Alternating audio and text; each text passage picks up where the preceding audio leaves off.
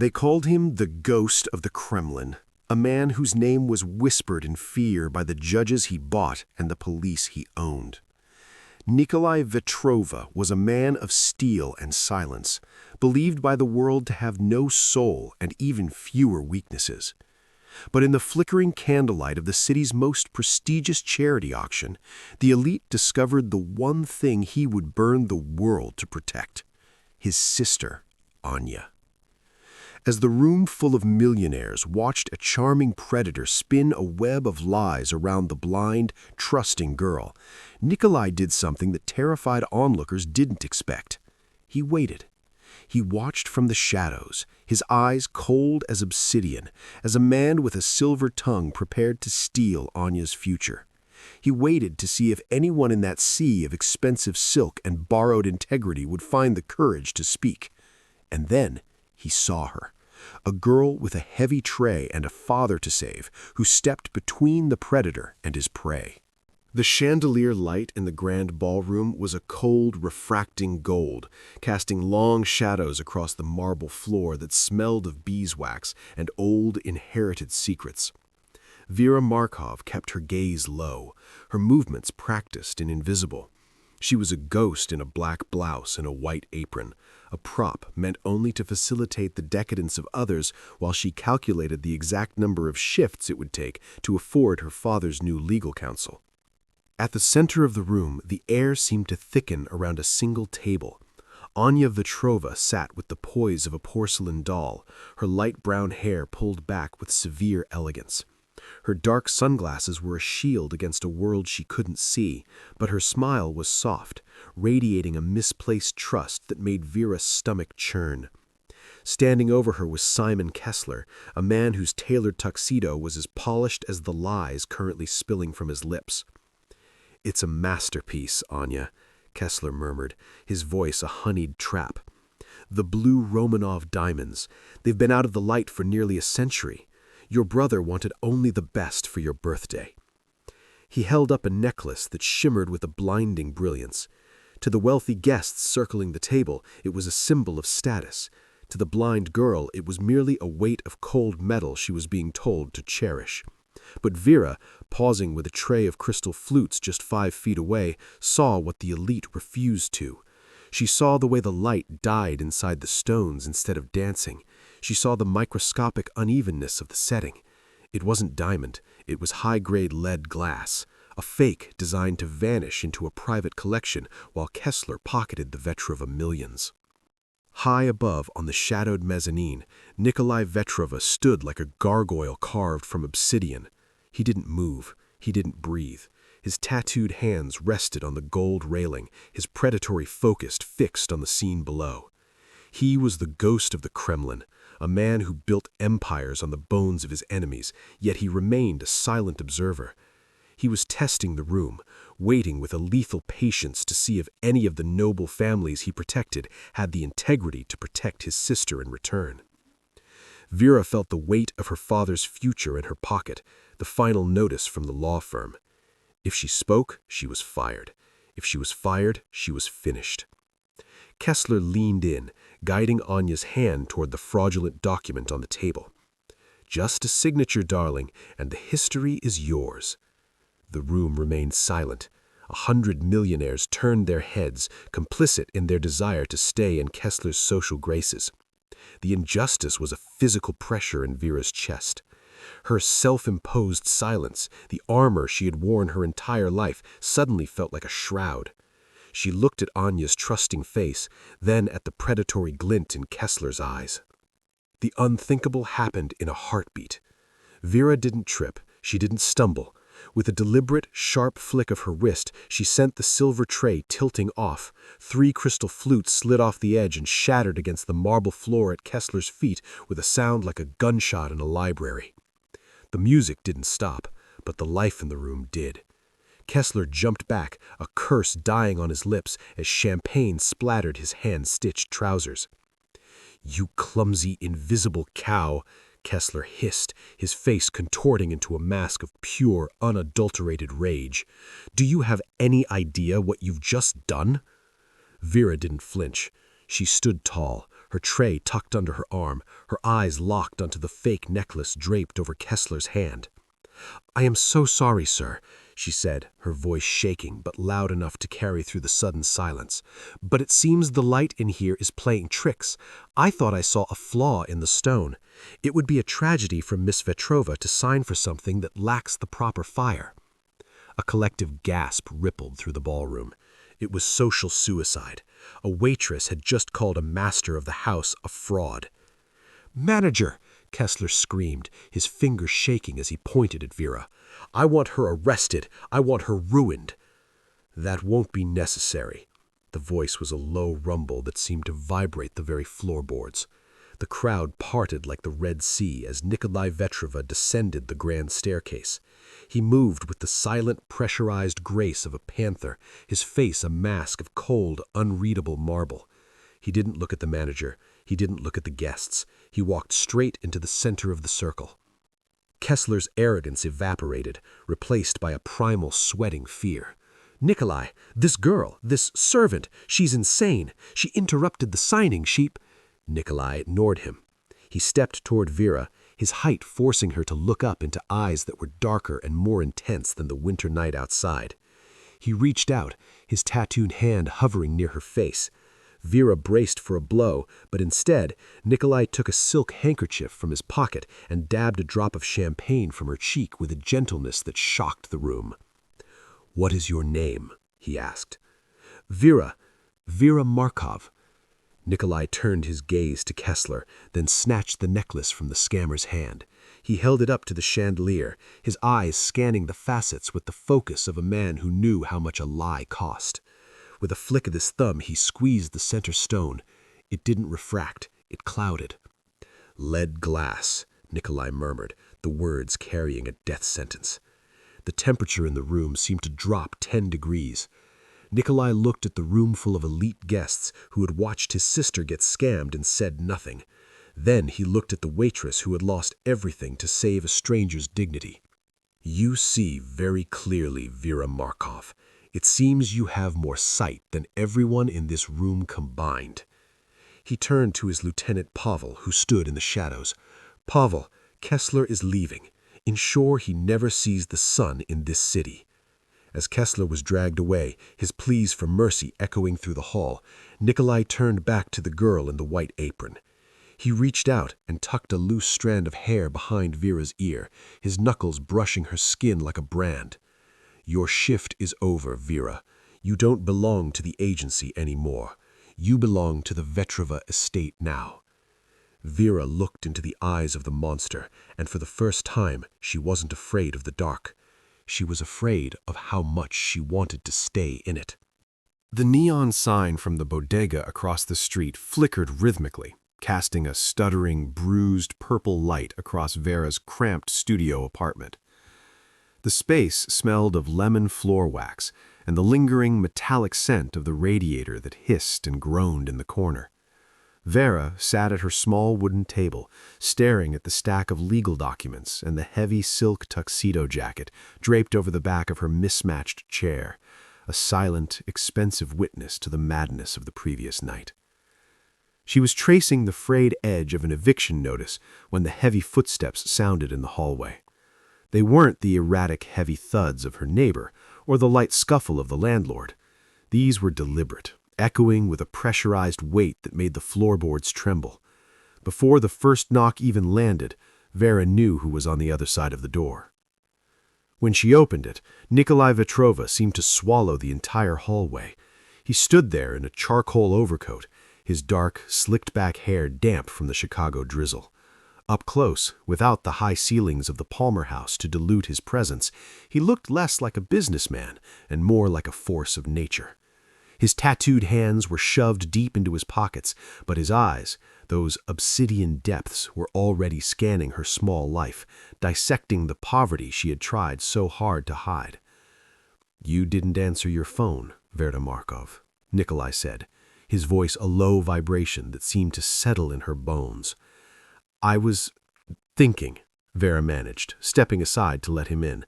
The apartment felt impossibly small as he entered, his broad shoulders nearly brushing the doorframe. He didn't sit. He moved to the window, looking out at the rain-slicked streets with the predatory focus of a man who owned everything the light touched. "Thinking is for those who have time," Nikolai murmured, turning back to her. He pulled a manila folder from the inside of his coat and tossed it onto the table. It landed on top of her father's legal papers with a final heavy thud. "I know why you work 3 jobs. I know about the construction accident that wasn't an accident, and I know the judge presiding over your father's appeal is a man who owes me a very large, very bloody favor." Vera felt the air leave her lungs. Her secrets were laid bare on the scarred wood of her kitchen table, scrutinized by a man who built empires on leverage. "Is this a threat, Mr. Vetrova?" "It is a realization," he corrected, stepping into her personal space. The scent of sandalwood and cold rain enveloped her. He reached out, his thumb grazing the line of her jaw with a possessive intensity that made her heart hammer against her ribs. "You stood in the path of a predator to protect my sister. You saw a lie when everyone else chose to be blind. That kind of sight is rare. It is expensive." He leaned down, his lips inches from her ear. "My sister lives in a world of darkness, surrounded by people who want to steal the light she has left. She needs eyes she can trust. She needs a shadow that won't fade when the sun goes down." Vera looked at the folder, then back at the ghost of the Kremlin.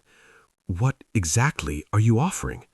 "Be Anya's eyes," Nikolai vowed, his voice dropping to a gravelly whisper.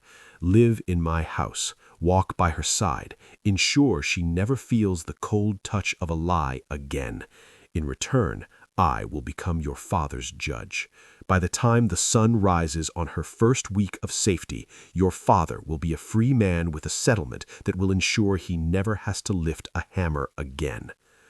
It was a deal with the devil, wrapped in the promise of salvation. Vera looked at the peeling wallpaper of her apartment, then at the man who held the keys to her future in his tattooed hands. She saw the monster the world feared, but she also saw the fierce, protective fire in his eyes, a reflection of her own soul. "And the catch?" she whispered. Nikolai's grip on her chin tightened just a fraction, a claim of ownership that felt like a spark in a tinderbox. "The catch is that you belong to the Vetrova name now. You see nothing but what I show you. You hear nothing but what I tell you. You become the one thing I cannot afford to lose." Vera took a shaky breath, the silence of the apartment suddenly deafening. She reached out, her fingers brushing the cold, expensive fabric of his sleeve. "Deal," she breathed. Nikolai didn't smile, but the darkness in his eyes softened into something more dangerous, something like hunger. He reached into his pocket and placed a sleek black phone on the table. "A car will be here at dawn. Don't be late, Vera. Your old life is over." As he walked out, leaving the door slightly ajar, the purple neon light hit the manila folder. Vera knew that stepping into his world was trading her invisibility for a target on her back. But as she watched his silhouette vanish into the rain, she realized she wasn't afraid of the danger. She was afraid of how easily she had said yes to the monster. The transition from the salt-stained pavement of her old life to the iron gates of the Vetrova Estate felt like crossing a border into a silent, sovereign nation. The air here was different, crisper, scented with the biting fragrance of pine and the metallic tang of a cold Lake Michigan breeze. Vera sat in the back of a black sedan, her hands folded over a small suitcase that contained her entire life. Beside her, the silent driver didn't offer a word, his gaze fixed on the winding drive that led toward a sprawling Gothic mansion made of gray stone. It was a fortress of glass and shadows, designed to keep the world out and its secrets in. When the massive oak doors opened, Nikolai wasn't there to greet her. Instead, she was met by the sterile, echoing silence of a foyer that felt more like a museum than a home. High ceilings and marble floors amplified the sound of her scuffed shoes, making her feel like an intruder in a temple of quiet power. It was Pavel, the lieutenant with eyes like flint, who showed her to her quarters. The room was beautiful, draped in heavy silks and smelling of lavender, but the windows were reinforced with steel and the door locked with a heavy, pressurized click. Vera's true introduction to the estate began in the conservatory, a vast glass cathedral attached to the rear of the mansion. This was Anya's world. It was a place where the visual was discarded in favor of the tactile. The air was thick with the humidity of exotic orchids and the earthy dampness of moss.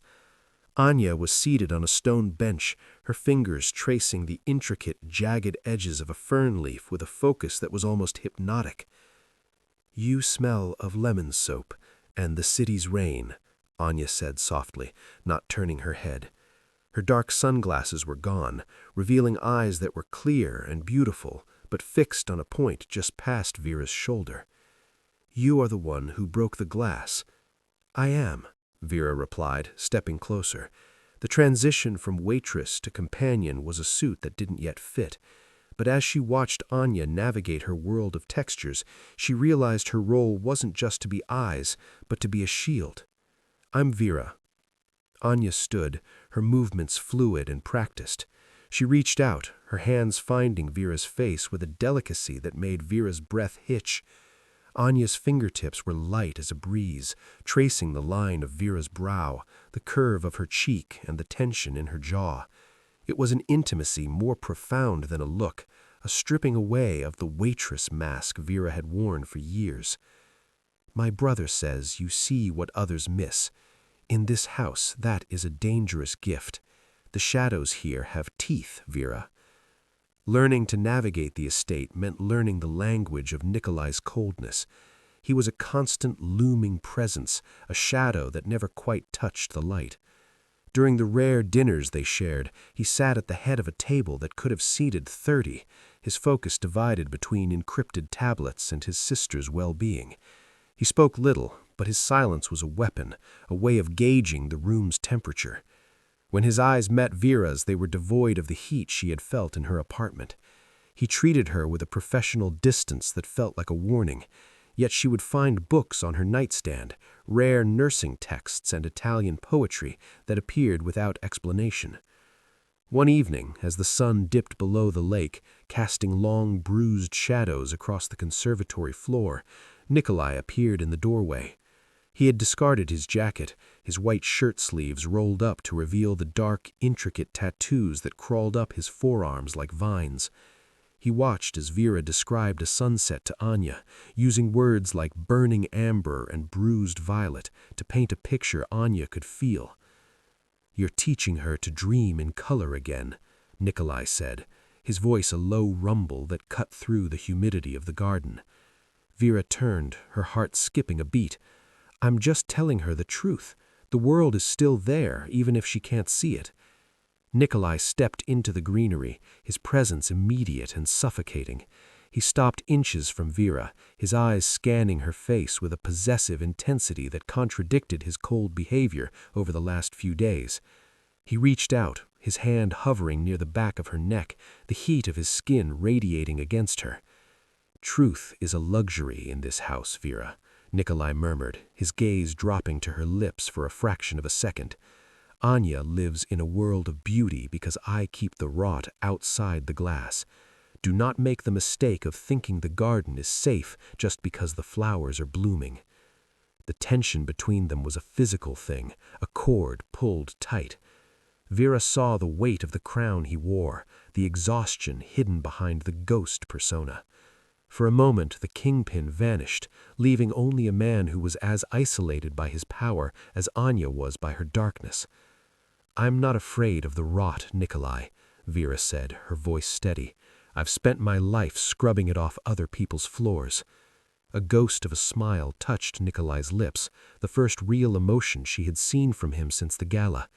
He pulled back, the cold mask snapping back into place as Pavel appeared in the distance, whispering into a radio. "See that you remember that, because the rot has a way of finding the cracks in the glass." As Vera watched him walk away, his silhouette blending into the deepening shadows of the garden, she realized that she was no longer just Anya's eyes. She was becoming part of the fortress itself. She was learning to see in the dark, and in the Vetrova Estate, That was the only way to survive. The garden of tactile beauty was a sanctuary, but it was built on a foundation of blood and silence, and Vera was beginning to realize that the most dangerous thing in the shadows wasn't the enemy outside. It was the hunger she saw in Nikolai's eyes every time she stepped into the light. The stillness of the Vetrova estate was never a true silence. It was a heavy, expectant hush that felt like a held breath. As Vera moved through the dimly lit corridors toward the kitchen to fetch Anya's nightly chamomile tea, she felt the weight of the stone walls pressing in on her. The transition from the humid, floral warmth of the conservatory to the cold marble veins of the main house always made her shiver. She had become an expert at moving without sound, a skill born of years in service. But in this house, being a ghost was no longer a profession. It was a necessity for survival. She was passing the heavy, reinforced oak doors of the tactical room, a space Nikolai had warned her never to enter, when the low rumble of voices stopped her cold.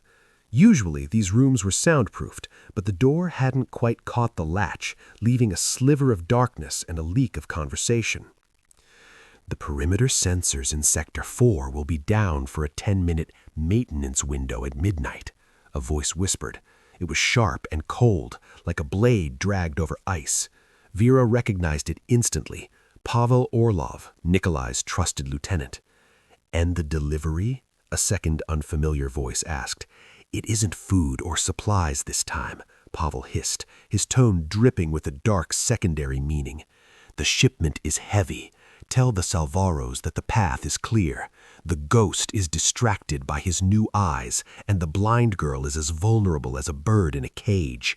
Once the delivery is made, the Vetrova name becomes a memory." Vera pressed her back against the cold stone wall, her heart hammering so violently she feared the rhythmic thud would give her away. The delivery wasn't a shipment of goods, it was an assassination team. The threat she had spent weeks scanning the horizon for wasn't coming from outside the gates, it was already inside, wearing the uniform of the family's most trusted protector. Pavel, the man who held the keys to the fortress, was selling the coordinates of Nikolai's soul. She stood frozen as the footsteps inside the room moved toward the door. With a burst of silent adrenaline, she slipped into the shadows of a recessed alcove, drawing her breath in until her lungs ached. The door creaked open, and Pavel stepped out, his face a mask of loyal efficiency that made Vera's blood run cold. He adjusted his cufflink, the one with the Vetrova crest, and walked toward the grand staircase with the calm of a man who had already buried his employer. Vera waited until the echo of his footsteps died away before she dared to move. The tray in her hands felt like lead. She had been hired to be Anya's eyes, but she had seen something that could end them all. The internal rot Nikolai had warned her about wasn't a metaphor, it was a cancer at the heart of his inner circle. She thought of the cold, possessive hunger in Nikolai's eyes and the fragile, tactile beauty of Anya's world. If she went to Nikolai now, would he believe a waitress over the man who had bled for him for a decade? Or would Pavel realize his secret had been overheard and ensure the waitress met an accidental end before the midnight maintenance window? The omen of justice that had brought her here now was a bell tolling for their lives. She looked toward the stairs leading to the tactical room, then toward Anya's wing. She realized then that her self-imposed silence was no longer an option. She had to navigate the lethal pride of a kingpin and the treachery of a brother in arms. Vera didn't go to the kitchen.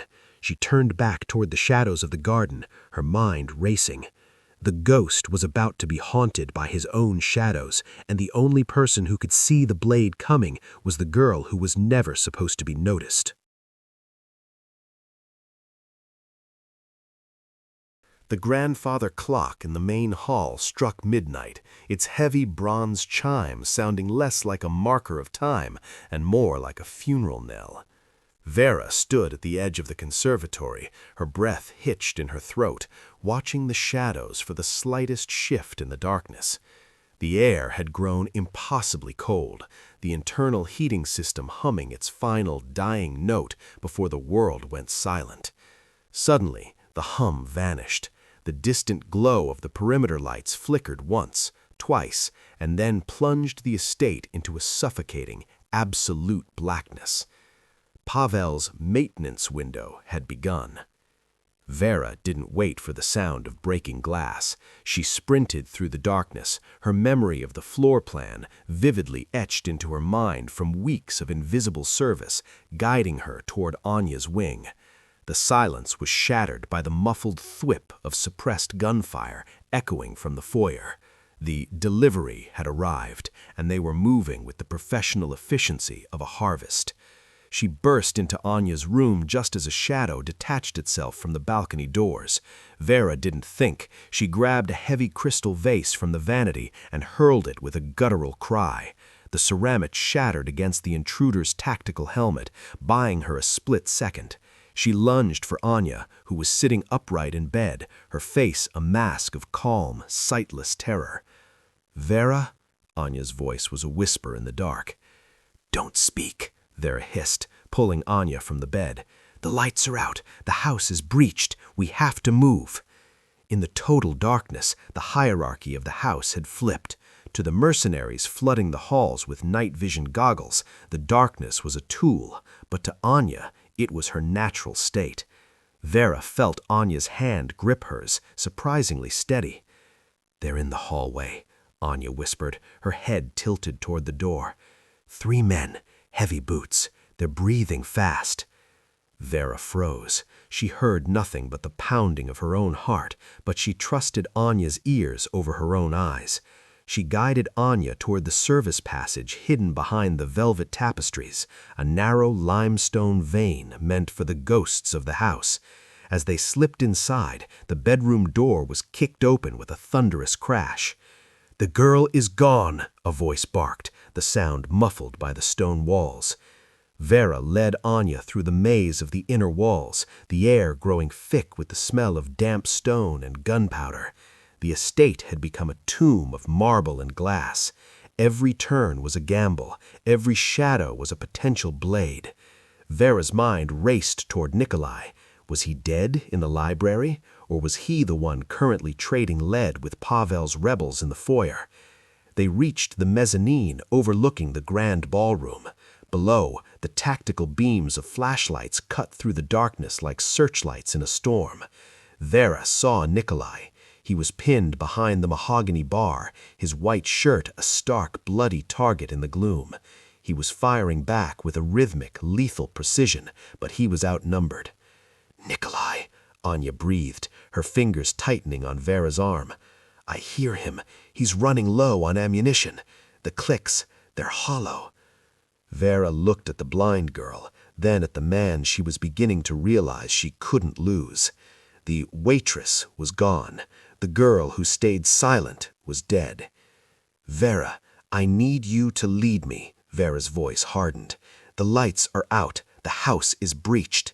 Take us to the tactical cache behind the library. We're going to give your brother back his teeth."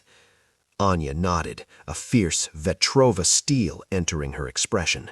She stepped forward into the pitch-black corridor, her hand trailing lightly along the stone, moving with a grace that no mercenary could match. Vera followed, a ghost being led by a shadow through the heart of the fortress that had become a slaughterhouse. Midnight in the fortress had only just begun, and the invisible girl was about to show the attackers exactly how much damage a person could do when they finally decided to be seen. Anya moved with an eerie, fluid confidence through the suffocating dark, her fingers skimming the wainscoting like a pianist playing a familiar sonata. Vera followed closely, her hand anchored to Anya's shoulder, marveling at how the darkness had leveled the world. In this lightless void, the Kingpin's sister was no longer the victim, she was the guide. They reached the library's concealed entrance just as the heavy thud of a body hitting the floor echoed from within. A choked gasp followed, then the unmistakable sound of a struggle. Vera peered through the cracked door. Nikolai was there, caught in the beam of a tactical light, grappling with a massive mercenary who had him pinned against his own mahogany desk. Nikolai's movements were sluggish, his strength flagging from the blood soaking his white shirt. His handgun, the weapon that had enforced his will across the city, lay discarded 3 feet away, glinting mockingly on the rug. "Nikolai!" Vera breathed, her voice a thread of agony. She stepped forward, her foot catching on a stray book. The mercenary's light swung toward them, blinding Vera. "Found the blind bitch," the man growled, shoving Nikolai aside to draw a combat knife. Nikolai groaned, reaching for the weapon on the floor, but he was too slow, his fingers brushing the cold steel just as the mercenary kicked it away. Vera didn't hesitate. The self-imposed silence that had defined her life shattered completely.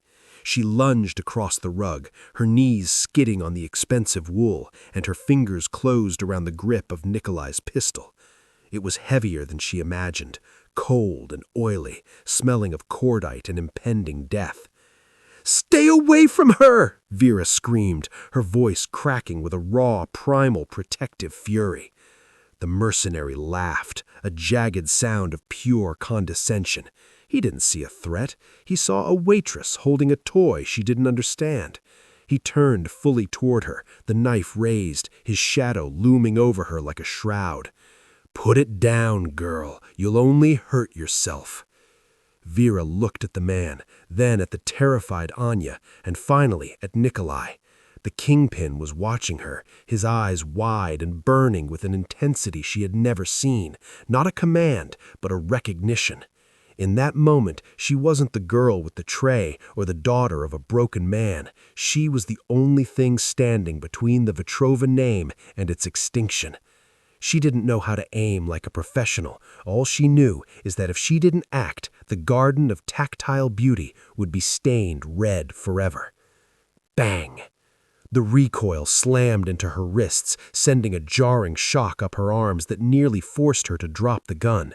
The mercenary stumbled back, a look of pure shock crossing his face as a dark bloom appeared on his shoulder.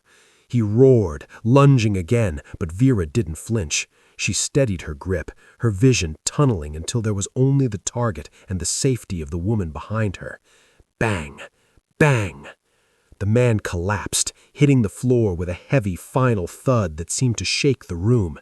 The silence that followed was deafening, broken only by the frantic rasp of Vera's breathing.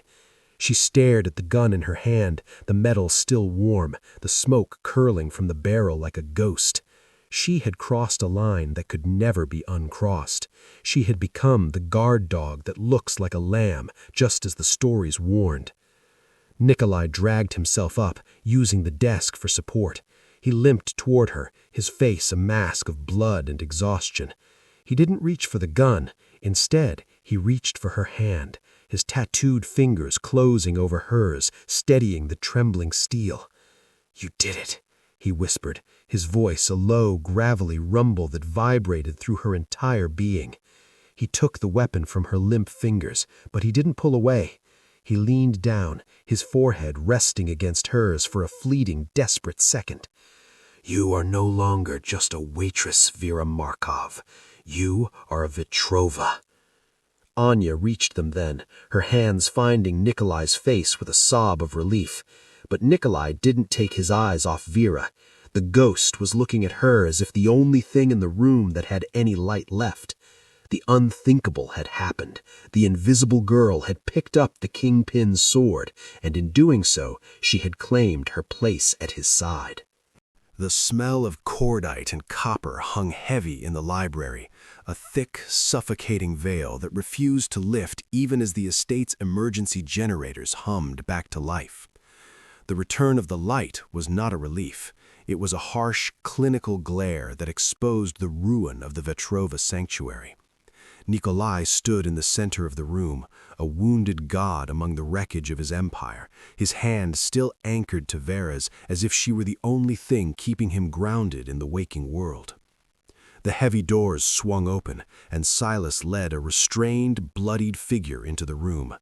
Pavel Orlov did not look like a man facing his end.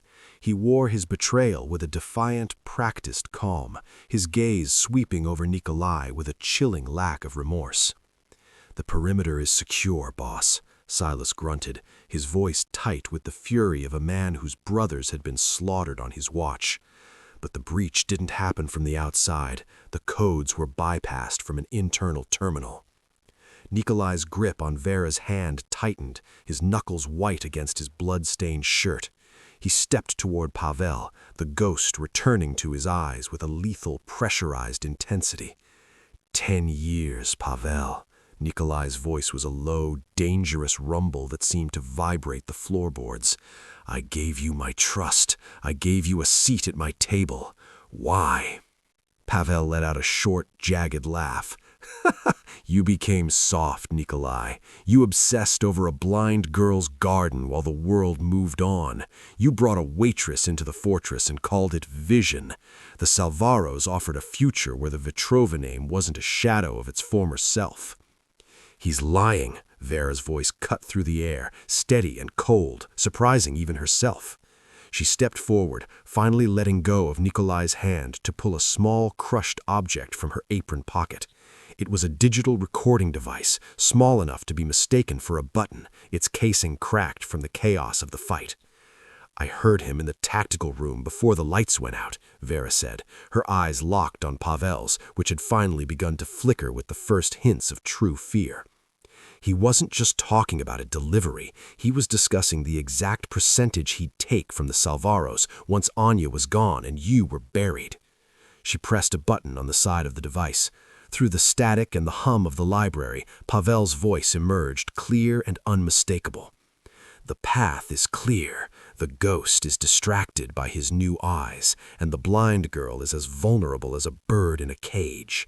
Once the delivery is made, the Vetrova name becomes a memory. The silence that followed the recording was absolute, a vacuum that sucked the air from the room. Nikolai didn't roar, he didn't strike out. He simply looked at the man he had called brother with a profound, terrifying pity. You didn't just sell me out, Pavel. Nikolai's words sounded like a final prayer. You tried to extinguish the only light this family has left. Nikolai turned his head slightly, acknowledging Vera with a look that was no longer an observation, but a deep spiritual debt. The waitress had not just provided the eyes for his sister, she had become the architect of her enemy's ruin. Take him to the cellar, Nikolai commanded, his voice devoid of emotion. And Silas, ensure he understands exactly what it feels like to be a bird in a cage. As Pavel was dragged screaming from the room, the raw adrenaline that had sustained Vera finally began to evaporate, leaving a hollow, aching exhaustion in its wake. She felt Nikolai's presence behind her, a solid, sun-warmed wall of strength in the cold library. He reached out, his tattooed hand resting on her shoulder, not as a master, but as a partner in the blood and the shadows.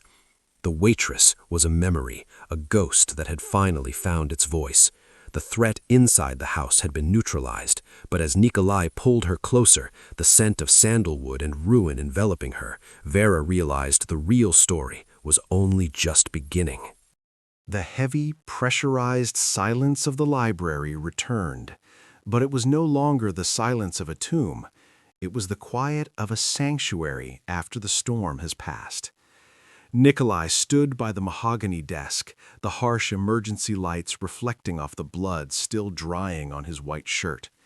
He looked at Vera, his gaze no longer that of a distant employer dissecting a business deal, but of a man who had seen his soul mirrored in the eyes of the stranger. With a slow, deliberate movement, Nikolai reached into the top drawer of his desk and pulled out a single, cream-colored sheet of paper. It was the contract Vera had signed in her cramped, neon-lit apartment, the document that defined her as a servant, a pair of eyes for hire, and a debtor to the Vetrova name. "You asked me once what the catch was," Nikolai said, his voice a low, gravelly rumble that seemed to fill the hollow spaces of the room. He held the paper between his tattooed fingers. "I told you that you belonged to the family, that you were an investment I couldn't afford to lose." Vera watched him, her heart hammering a slow, rhythmic cadence against her ribs. The adrenaline of the fight had left her, replaced by a raw, aching vulnerability. She thought of her father, of the overdue bills and the invisible life she had tried so hard to escape. "I was wrong," Nikolai murmured, his eyes locked onto hers, burning with a possessive, intense heat that made the cold library feel small. A contract is for people who can be replaced. It is for those who follow rules because they are paid to, not because they would bleed to keep them. With a sudden, sharp sound that echoed like a crack of thunder, Nikolai tore the paper in half. He tore it again and again, the fragments fluttering to the Persian rug like winter snow. "Your debt is gone, Vera Markov," he vowed, stepping into her personal space. The scent of sandalwood and gunpowder enveloped her, a familiar, dangerous comfort. "Your father's freedom is no longer a condition of your service. It is a gift for your loyalty." Vera felt the air leave her lungs. "Then I'm free to go?" she whispered, her voice trembling with a mixture of relief and a sudden sharp terror she couldn't name.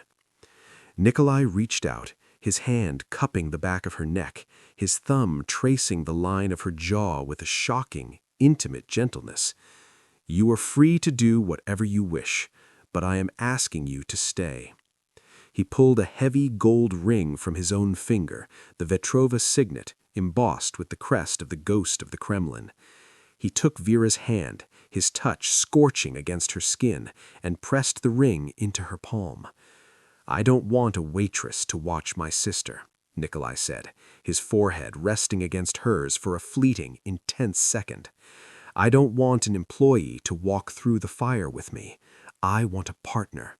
I want an ally who sees the world for what it is and chooses to stand beside me anyway." Vera looked down at the ring, the gold reflecting the light of the library. It was more than a piece of jewelry. It was a target, a crown, and a promise. She looked back up into Nikolai's eyes, seeing the man behind the monster, the Kingpin who was as isolated as she had once been. She didn't have to think. The invisible silence was gone, replaced by a voice that finally knew its own power. She closed her fingers around the ring, her hand steady against his. "I'm staying," she breathed. Nikolai didn't smile, but the darkness in his eyes softened into something more profound, a recognition that the ghost had finally found its foundation. He leaned down and kissed her, a vow sealed in the shadows of the estate. The contract was dead, but the alliance was born. And as they stood together in the ruins of the library, Vera knew she was no longer a ghost in someone else's story. She was the architect of her own. The grand ballroom of the Palmer House Hilton was exactly as Vera remembered it, a sprawling cathedral of gold, crystal, and underlying wrought. The scent of expensive perfume and old money hung heavy in the air, but tonight the atmosphere was thick with a new, electric tension. A year ago, Vera had walked these floors as a ghost in a white apron, a prop meant to hold food and be ignored by the predators in tuxedos. Tonight, the music swelled and the announcer's voice boomed across the marble, signaling the arrival of the city's true power. "Mr. Nikolai Vetrova and Miss Vera Markov." The room fell into a terrifying, absolute silence. Every head turned toward the grand staircase as Nikolai and Vera appeared, moving as a single, unstoppable entity. Nikolai looked devastating in a bespoke midnight blue tuxedo, his tattooed hands resting possessively on his wife's arm. But it was Vera who held the room's gaze. She wore a gown of liquid gold that seemed to catch every spark from the chandeliers, her dark hair cascading in polished waves that made the diamonds around her neck look like captured starlight.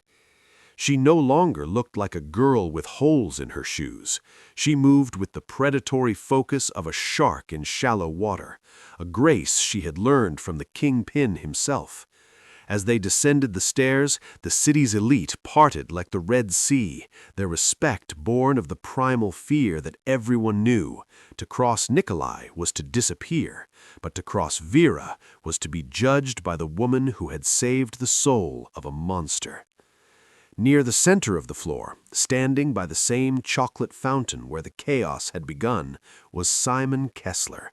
He had clawed his way back into a minor social circle, his face pulled into a mask of arrogant comfort. But as he saw the gold-clad woman approaching, his glass of champagne began to rattle against his manicured hand. The man who had tried to scam a blind girl suddenly looked small, his arrogance evaporating into a cold, sweating dread. Vera stopped directly in front of him. Nikolai stood at her side, a silent obsidian gargoyle watching for any shift in the air. Vera didn't shout. She didn't need to. She simply looked at Kessler, a long, steady gaze of absolute, unmitigated pity that carried more weight than a death sentence. "Let him stay," Vera said, her voice clear and loud enough to ripple through the nearby crowd. "Everyone needs to see what the past looks like. I'm only interested in the future." With that single look, she stripped him of his status. Kessler's reputation was tattered in an instant. His friends began to inch away, not wanting to be caught in the blast radius of the Vetrova's judgment. He was no longer a predator. He was a relic of a rot that Vera had already scrubbed clean. Vera turned her back on him, signaling a passing waiter, a young girl with a shaking hand and an apron pinned awkwardly at the waist. Vera saw her, the exhausted eyes, the holes in her shoes, the invisibility. She stopped the girl, not to take a drink, but to pull a thick, cream-colored business card from her clutch. "My grandmother needs a companion," Vera said, offering the girl a lifeline that mirrored the one Nikolai had once offered her. "It pays $30 an hour, full benefits, and we pay for tuition. Call this number tomorrow." As the girl's jaw dropped in shock, Nikolai wrapped his arm around Vera's waist, his look of pure adoration visible to the entire room. "You're building your own army, aren't you?" Nikolai teased, his voice a low, gravelly rumble. "You have your soldiers, Nikolai," she whispered, leaning into him as the music resumed. They walked out onto the dance floor, the king and queen of Chicago, leaving the shadows of the past behind them. The ghost no longer watched the exits. He only watched the woman who had built empires and demolished enemies with a single look of truth. Their love story had proved that in the darkest worlds, a brave heart was the only currency that truly mattered.